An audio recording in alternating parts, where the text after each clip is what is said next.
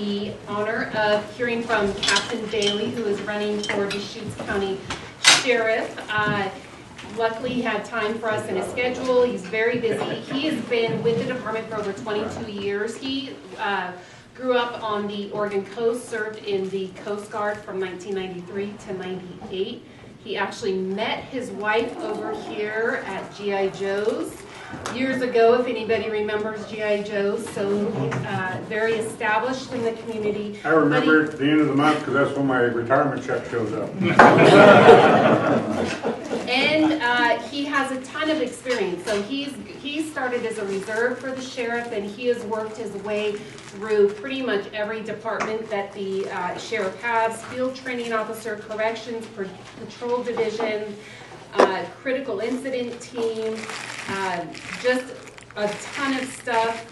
The opioid crisis response team, I could name them all off, but there's a ton of them. He has a lot of experience, and he's going to tell us more about why he feels he's a good candidate for Deschutes County for us. Thank you.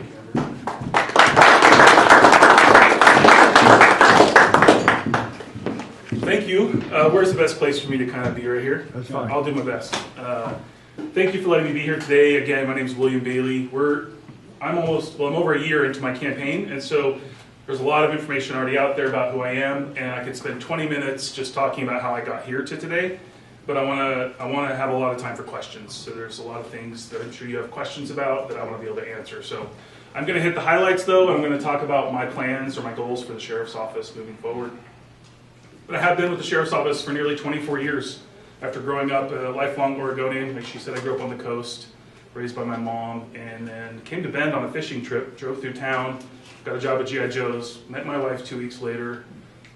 We got married, and now have been married for, I get in trouble. It's on video. There's so many numbers in my head. So I have a 22-year-old daughter, which means I have a 23-year anniversary this year. And then we were together 3 years. So that's how long me and my wife have been together. I have 2 kids. Like I said, a 22-year-old daughter, a 14-year-old son, who just turned 14. And then I wear this little yellow bracelet because my granddaughter just turned 1, and her birthday party was last week. And so just honoring her, she is just a little delight. I've been with the office for so long, it will take me a while to cover everything I've done. But I did start as a volunteer, and then worked in the jail, patrol, detectives, administration, public information officer position. And then I got promoted to lieutenant, and I spent about 6 months as a sister station lieutenant while we brought on a contract out there and while we developed who was going to be out there permanently. And then I've also been not only a team lieutenant, but a administrative lieutenant, which helps with all of our functions, community outreach, the fair, all of our programming. And then a little over 2 years ago, I got promoted to captain. And I currently serve as the captain over the patrol division. I'm responsible for all patrol operations, 3 substations, Terrebonne, Lapine, and Redmond. Terrebonne, Lapine, Sisters. And then we also have 2 contracts where we serve the cities of Lapine and Sisters with an enhanced patrol contract. And then a number of units within the sheriff's office.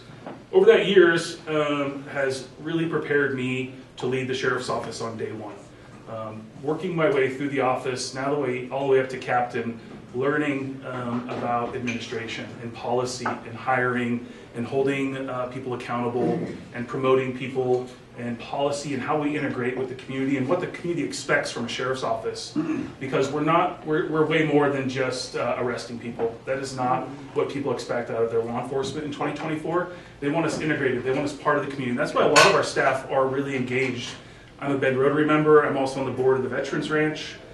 We have members that are on boards down in Lapine, the Activity Center. So we want our staff ingrained in the community, engaged, know what's going on, talking to people, and also let the community know who their deputy sheriffs are and who is working for them.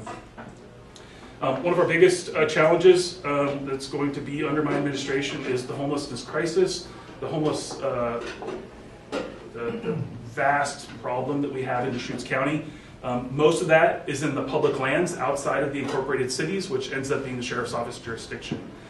And so through my relationships, by attending coordinated houseless meetings and community service providers and really being on the ground of this matter, being at the table and on the leading edge, I have a plan to develop a homeless outreach team, dedicated deputies focused on this homeless outreach program. And this is in conjunction with service providers and those that are on the ground offering support. But we have a number of sanctioned camping locations, permanent safe parking areas, or temporary areas where people are going to be able to go, and they're coming online very soon. And so we need a team of dedicated people to help support this. This is a problem that has to have a 24, 365 year-round dedicated team. The last couple of years, I've been able to dedicate deputies during the summer to help focus on the fire risk prevention and really being out there proactively reducing fire risks for our communities. But this is a full-time problem that I gotta make a change here in the near future. Traffic safety is something I'm already working on as the captain. I have 2 people dedicated to traffic safety, a deputy and a sergeant. They're both out doing traffic safety, doing community outreach and talking about traffic safety. We're also doing truck inspections now on heavy vehicles in our community. We're also worked on some grants. The sergeant has to help facilitate a lot of this. We have grants, there's reporting requirements. We meet with the county and ODOT and state police and work with all of our partners to keep traffic safety and keep our community safe, because we all use our roads in some way, shape, or form. We've all seen those drivers that we prefer not to be on the road, and so we need dedicated staff out there keeping traffic safe. Drugs is a big problem. We know that. Fentanyl is in our community, it's in our schools, and we got to just be as aggressive as we can be about having the staff dedicated and the resources and the support to interdict as much as that coming into our community so that we're saving lives. Our deputies are on the front line of the overdose prevention. They're outfitted with Narcan now. We have Narcan in our jail. They save lives regularly now with those Narcan, because they're usually first on scene and can administer that medicine very quickly. The health of our deputies is a factor. When I was first being a young deputy 22 years ago, there wasn't a lot of support or wellness efforts for law enforcement. Just kind of get back on it and go out there. It doesn't matter what call you were just on or what you just experienced. Well, we know that our deputies are experiencing hundreds of traumatic calls. They're under a tremendous amount of stress and a lot of public scrutiny. And so we want to continue to be focused on their wellness. We've done a lot of great things through micro gyms, ensuring they have the opportunities to get out and get some exercise, healthy snacks, opportunities for counseling or support services, retreats. We have a really robust internal peer support system for if we have traumatic events, we relay that to our peer support team so they can get out and start interacting with the deputies and talking with them to ensure that they're getting that decompression and being able to vent off some of that stress that they experienced. And so I want to look at our shifts. We've already done some internal polling. We know that the deputies want to change shifts, or at least a majority of them want to change shifts. So we want to look at a different shift. Right now they're on 12-hour shifts, 4 days on, 4 days off. We can get to a 10-hour shift that's a healthier shift for shift work. It's also going to give them their days off where they're dedicated on their days off. Because a lot of times now, their days off are during the week. They have court, they may have training they have to come in for. And so I want to help separate their time off as their time off, their time at work as their time at work. And that's also going to allow us to train on duty versus in overtime capacity. So we're spending a ton of money, it is a significant amount of money on training. It's required, we have to do it to keep up their certifications, but we can change that into an on-duty capacity versus overtime capacity and save the sheriff's office and taxpayers hundreds of thousands of dollars a year that we can put into adding more staff or other programs, or just saving it because we have some expansion that we need to do at the sheriff's office in the future.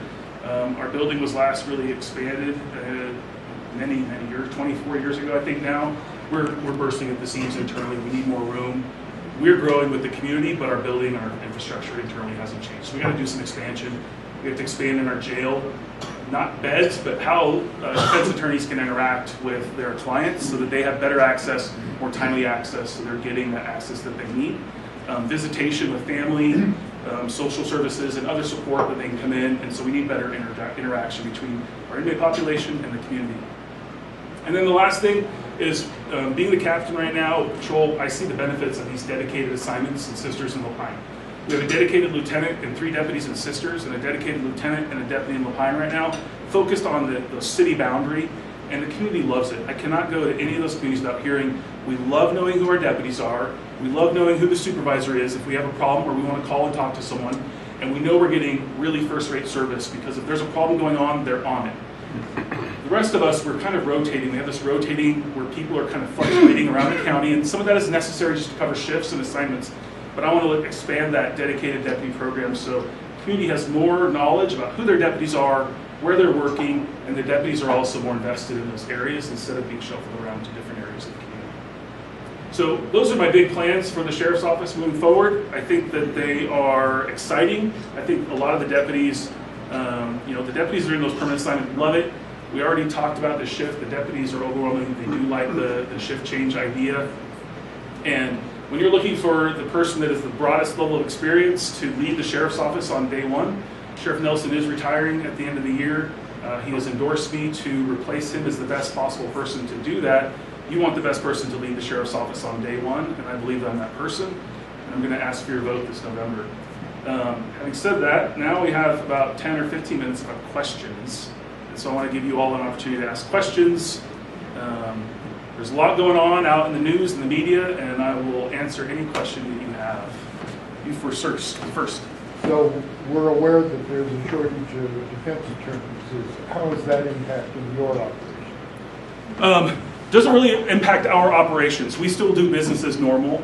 We're still out actively patrolling, investigating, and charging people and arresting people.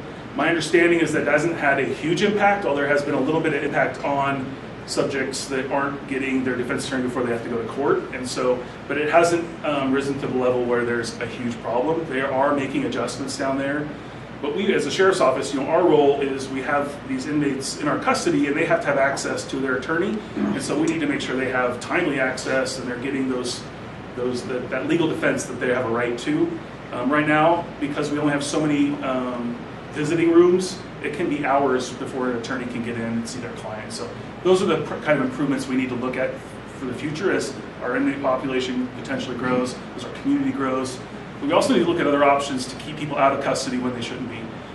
We right now have a pretrial release program. If someone isn't a threat to the community and they just made a mistake and they didn't get charged with a crime and they're appropriate, they can be out in the community on pretrial release while they're going through the court system. They're still working, they're still taking care of their family or whatever they have going on, but they're going to be held accountable eventually when the court system comes to that adjudication piece. And so lots of programs. We want to only have the people in jail that really need to be though. Yes, sir. Your Narcan, is that by injection or inhalant? It's a nasal spray. It's like a nasal fog that we inject up into the nostril. Is that as effective as the injection? Well, we're not trained to do the injections, but it is effective. What we have seen, though, over the last couple of years is it takes multiple doses of the Narcan to get the person breathing again. And then we hand them off to medics, and oftentimes I hear if it's depending on what they've ingested and what's in their system, they have to go on IV-type Narcan on the way to the hospital to keep them from their breathing being suppressed to where they fall into cardiac arrest again. Yes, ma'am. So we haven't always had a district attorney that believed in filing and prosecuting the cases that you guys arrest. So now, how are you feeling, like percentage-wise of the cases you guys are arresting, are they getting filed and making it curing? Yeah, well, I think I have 100% full confidence in our district attorney. When it comes to prosecuting things that maybe in the past weren't prosecuted, if that is out there, I don't believe that's the case anymore. But we also have a good relationship with the district attorney. So one of the projects over the last couple of years was, we have people on public land that are living permanently, and if it was just that might be okay. But we have the trash, and we have the fire, and we have all these other problems that are coming up that law enforcement has to deal with. And so one of the conversations in the meetings I did have as the captain of the patrol division was, hey, we need to take enforcement action on these issues. These are arrestable offenses, and he was fully on board with holding people accountable if they're charged with a crime. And so I have full faith and confidence in DA Steve Gunnels and look forward to working with him. Yes, sir. As we replace 110 in this new diversion program, are you guys involved with the district attorney in that whole effort? Yep. So Do we have a program?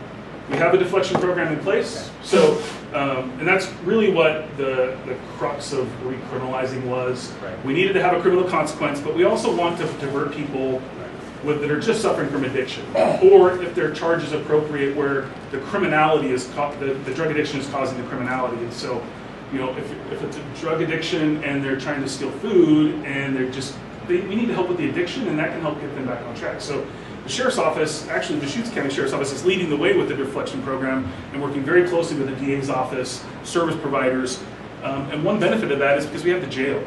We have people in our custody that oftentimes are suffering from addiction. One estimate from our jail captain was about 80% of the people in our jail are there because of an addiction issue. So we have a really good platform to help support people in the jail.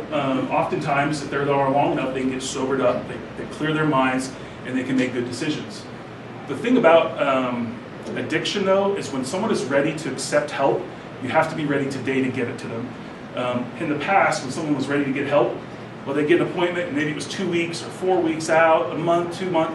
That doesn't work because their addiction is happening today, and it's going to happen tomorrow night. And so right now, this deflection program gets people connected immediately. It can help get them supported with medication so that the urges and the drive. They have shots now that we help administer in our corrections facility for drug addiction that helps for a month. That will help subside those drug addiction urges to help get them safer. For like opiates? Yes. Yeah. I didn't know if there's one back here, but go ahead. Where are the diversion places? Are there any in Redmond, or is it just that? So, not really a diversion place so much. It's ran out of our jail. So, Ideal Options is the service provider that we contract to help support that, and they have operate out of our jail in the administration area. But they're meeting with people also. And so, if someone is ready to get help and we can get them connected with them immediately, that's what they want to do. And so, I know I'm not directly involved with the deflection program and how that's set up, but it is in place. Our staff are trained. And I'm already hearing successes. I think it was like 12 or 13 people have already successfully accepted that deflection offer. And that is all it is an offer. It's not a guarantee, but if they want the help and they're willing to go through these steps, then they can deflect that criminal charge. But if they don't, the criminal charge is still there. The DA still will file it. If they don't show up to court, they can still have a warrant for their arrest. And so there's still a consequence over here, and that's really what we need with this addiction in Oregon.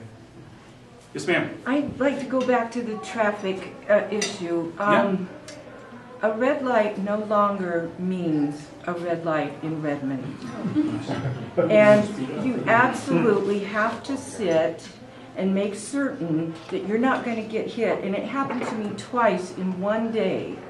And finally I said, Susie, just don't pull out. You cannot assume that. Count to 3. And I have to say that over the last year, probably because traffic has gotten worse, people are more impatient, they're not going to wait, whatever. But it's very, very dangerous. And I realize there's probably staffing issues, but I live in the northwest part of Redmond. The speeding and the absolute ignoring red lights, let alone yellow, don't even think about that. And it's just really dangerous and frustrating. No, and I hear that regularly, especially during summer months when it's warmer. People are a little more excited to be outside with their windows down, driving a little faster. So, Wow. No, go ahead. I want to. I'm sorry. Finish it. Oh, okay, I'm sorry. So that's why I wanted to dedicate people to this traffic safety program, because our deputies, while they're out and about patrolling, they're usually responding to calls and they're doing their other investigation work, and they do traffic as really a secondary. So, but we need people focused. We're getting big enough, our population is big enough, where we need people focused and specifically identified on certain things within the office. That does not mean that right now with our traffic safety is out doing their job. If there's other things going on, a big call, something, a public safety threat, they respond just like all the other deputies, but during the day, they're primarily not answering calls for service. They're on the highways, they're on our roadways, doing traffic enforcement, slowing people down, being visible. But right now I only have 2 people for 3,055 square miles. As I want to increase that, but I have to balance also filling shifts, making sure that we have deputies on in the middle of the night. We're hiring as fast as we can. We have people coming, but it takes a long time to train someone from the day that we actually give them the job and bring them into the office, almost a year at times on the patrol side. And so it takes a while to get the staffing built up. We've had a struggle over the last couple of years with the public perception of law enforcement. Applicant numbers are way down. And we also don't want to lower our standards or bring in people that will cause us harm in the community with our reputation and do those things. So we have to keep ourselves at a high standard, thorough backgrounds. We're actually setting, I think, the standard on backgrounds in this state right now. Our background unit is teaching other agencies how to do backgrounds. And so we're doing all the right things. We have people that want to work here. Other officers across the state are coming to work here with us because they know about our agency, they respect our agency and the type of work we do and our reputation in the state. And so lots of good things coming there. But I understand on traffic safety, I agree with you, and that's why we have to have dedicated people. A couple of years ago, I drove from Sisters to Redmond, and I made the mistake of doing it at 55, because I got passed 139 times, something like that. What's the real speed limit? So once you get outside the cities, you're, for the most part, you're under basic speed rule. So it says 55, but that is the basic speed rule. And so it almost, I don't want to say it's a recommendation, but that's the speed on ideal conditions. Now you add, most law enforcement will give you a little bit over than that. You know, they're not going to give you stop you at 56, 57. Where does the threshold? I can't tell you what it is because some officers have different thresholds. Some of it has to do with weather, time of day, night, snow. There's lots of factors there. On some of the state highways now, it's 65 is the speed limit. Again, you're no officer that I've ever known or met or myself, if you were going 66, we're not going to stop you and write your ticket because you're going 1 mile an hour over, right? It's just, there becomes this threshold. And so we want people to follow the speed. We want people to drive safely. As far as I know, between Sisters and Redmond is the only 55-mile-an-hour zone around. No, that's not true. It's not true? There's only 165, and that's 97. Yeah, most of 97 is 60, 65, but Yeah. Sisters to Bend is 55 in the areas where it hasn't been slowed down now. Sisters to Redmond is probably 55, and then a lot of the other county roads are 55 as well if they're not posted. They'd fall under I'm not general talking about speed. county roads, I'm talking about main streets, and, you know, that's a busy highway between here and Sisters. Yep. No, we need more people out being visible and helping slow people down and remind people that there are speed limits and there are safe speeds in Deschutes County. Yes. I'd just like to say that I was a AARP driver safety instructor for 14 years. It's a really good class to take for those of us that are eligible, and it teaches you some defensive driving, the very issues we're talking about right now. Going back to the Narcan thing for a second. Yeah. How do you deal with canines that come in contact with that? Yeah. So we have no canines right now that are specifically drug trained. So we don't have dogs that are actually out looking and sniffing for drugs per se. Our dogs right now are typically looking for people, or they're trained to find an article like a gun or something that's been thrown as evidence. But the dogs can take Narcan just like a human can. The deputies all have it. If one of their dogs were to encounter that, then they would just administer Narcan just like we do for a person. Captain, I'm back on the original comment about capacity, and especially for interviews with the attorneys. Yeah. Could you use modules or trailers besides your facility for that sort of thing? It would come down to safety and security of the facility and keeping people in custody, because that's what we're charged with. And so you start breaking the barrier of our walls and security doors to go to the outside of the facility, then we have the jeopardy of potentially people trying to escape. We have a very detailed plan in place right now, how to expand our jail, connect our buildings to create the jail space, the administrative space, the inmate booking, the booking room space that we need. We just were supported by the county with the grant and the money to help us put the plan together. We have that plan now, but the first phase of that is roughly around $20 million in cost. And so we're looking now on saving money, putting money down, how can we finance this? Because what I do know is every year it gets $1 million more expensive to do this project. And so we have to move at some point. We also know we have an election going on, and while I'm completely supportive of this program, I've been involved with it from day one all the way to the end. If a new sheriff were to come in, they could say, I don't want to do this, and I'm going to go a different direction. So it would seem not like the right decision, but there's always that possibility. Here. How, I know this isn't your deal, but how understaffed is OSP? I don't even see them hardly on the road anymore. Are they really down on troopers? I have no idea, quite honestly. I know there are troopers out there, and when we call, there's definitely troopers that show up. Okay. the thing about OSP is they cover wide areas, and so you may have a couple troopers on in Central Oregon, but my understanding is they also cover Sandian Pass. And so if there's a crash or something's going on up there, they may be focused way up there. And so, but that's where we work together very well. And so if they need help or we need help, we come together very quickly and support each other. It doesn't matter the time of day or night. So And my next question before Rod says we're done, how's the budget doing? Because we voted on every year it could go up to the ceiling. Are we to the ceiling yet? Oh yes, the budget, yes. So the budgets are tight across everywhere. The counties, the sheriff's office tax rates are maxed out right now. The county's rate is maxed out. Government, it is expensive to employ people right now. To keep and retain good people, to buy the tools for them to do their job effectively and safely, it all costs a lot of money. And while in the 2 years previously we had eaten into reserves, this year we have actually not used any reserve, but put over $4 million, about 4.5 back into our reserve fund. And so it's a kind of a cyclic event. Also during that time, why one of the years our budget increased 13%. I think there's some out there saying we went up like 24, 28%. Not true. It was actually 13.5%. But we're also trying to buy cars. And during COVID, it became very difficult to get cars. And so when we got a call that they had 10 cars available for us to get, we had to act on it because we may not get an opportunity to buy more cars for another year. And so this isn't, if you look at our budget from a very narrow lens, or you look at it from a negative perspective, you can find holes. And people are going to say, I can cut your budget. Yep, you can cut our budget. Transient room tax helps fund us. If you want to cut transient room tax, that's fine, but what services are you going to cut? Because I don't believe taxpayers here should be funding the tourism that impacts law enforcement and our calls for service, because 30% of our patrol calls are affected by tourism.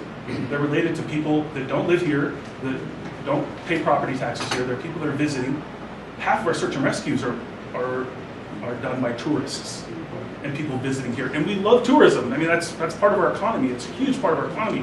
But it also pulls drain and pulls resources on your public safety, on police, on fire. And so they should be paying their fair share. And that's what transient room tax was designed for, was to help support public safety and those resources that are being utilized by tourism. Okay. Wait, can I say one last thing? Would you think it's fair to say, because I know like that OSP comment was a perfect example, is there's a lot of cars out there that are not marked, that just because you don't see them doesn't mean that they're not there. I know, they try to catch me all the time. No, they do have unmarked cars or subdued marked cars that are doing traffic safety. We have fully marked black and whites. We have a couple of our patrol cars that are more subdued. They're black. I think they're pretty clear they're a cop car, but they don't have the bright white and black contrast. They're focused on traffic safety. That's what their focus is.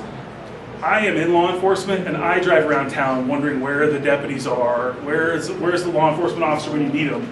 But I know that at any given time, the sheriff's office can have, I mean, we're talking at the lowest levels, 6, 7, 8 deputies alone, and then you have all your city police departments that are on, staffed. Oregon State Police is on. You have BLM and U.S. Forest Service law enforcement that's on the peripheral. So there's a lot of people going, and there's a lot of law enforcement going on at any given time of the day or night. All right. Wayne, thank you. Thank you.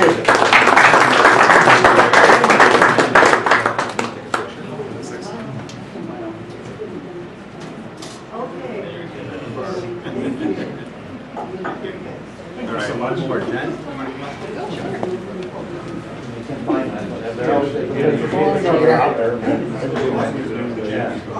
You got a pen for Jen? Oh, thank you very much. Yeah, there you go. You want to do another one with all three, so Sure. we're not left out? I'm sure. I felt left out. That's good. Because we shouldn't use this one. This is okay, got a copy. Great. Thank you. Up here on the front table, I have some signs if you'd like to take one. There's some informational flyers and some stickers. Help yourself. Thank you so much for the opportunity today. All right, this is due to Michelle. She always has a nice little quote, positive quote. Law enforcement isn't just about enforcing laws, it's about protecting communities serving with integrity, and standing as a beacon of hope and justice. Amen. All right. Mine's- Oh, there's another one over there.